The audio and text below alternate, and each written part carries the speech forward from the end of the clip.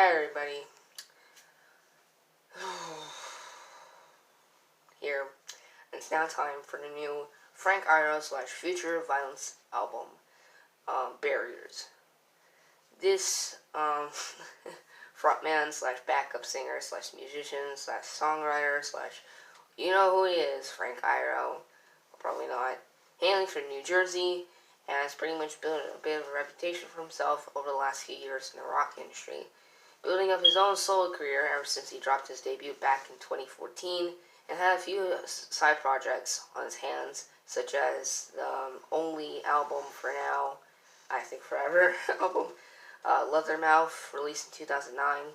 Kind of feeling like a noisy rock album, but you know, whatever. And he's also now recently been like a backup singer into the infamous emo band My Chemical Romance. So going to this guy with his new album, his third new full-length album, consisting of 14 songs, of which is his longest album to date, comparing his earlier solo projects and his earlier albums consisting of like at least 12 songs. And so, yeah.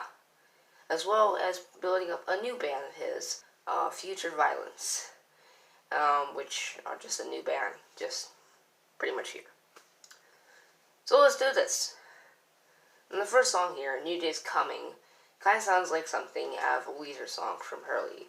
I'm already saying this because it's kind of just going to sound like this for most of the album. Or maybe even half, because this album has a mix with genres like garage / indie rock, alternative, a bit of grunge, and noise rock as well, and a bit of emo as well, as always. So I was pretty excited of what he was going to do, but I was also pretty nervous. So how is he exactly going to juggle these things all together? So I'm like, okay, this first song, it's not a bad track. It's not the best, but it's certainly a decent track. I wouldn't call it a good track to start off the whole entire album either, since it certainly had its fair share of weird sounds in there. But oh well. The second song here, Young and Doom, while one of my least favorite songs, I still think it's a pretty decent track either way. Any song that you listen to here in this album, it will probably become your least favorite. Young and Doom is my least favorite out of all the songs here. And that's saying a lot when you're comparing to the other ones. So either way, I did honestly like this song a lot.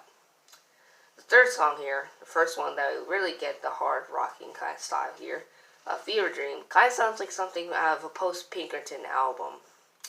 But at the same time, kind of feels like a song by Mudhoney or Dinosaur Jr. in my opinion.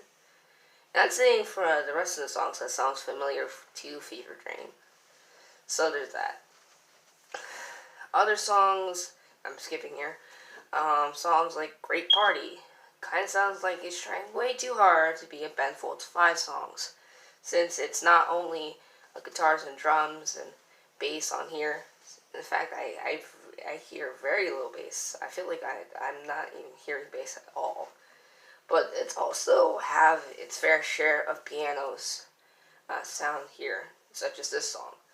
But I feel like this one feels a bit tedious and a bit lackluster, if I have to be honest. But it's not only that, but the problem with it, the piano instrumentation is actually not that bad.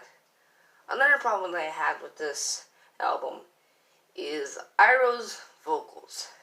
He's not the greatest singer. I've heard his Leathermouth project, and it's just noise rock. And I've heard his earlier albums, and he's not bad in those early albums either. So going into this, he kind of sounds a bit whiny, but at the same time kind of sounds a bit tedious, and I don't know, he kind of just sounds very rickety, like a broken rocking chair in my opinion. Sometimes they could just take over some of the instrumentations on the songs. Other songs like Police Police sound a bit tedious as well, but I don't really mind that since I've heard a lot of songs that have tedious like stuff, but I overall don't mind those either. But Police Police, I don't know. The song doesn't grab me. The whole album doesn't grab me, in my opinion.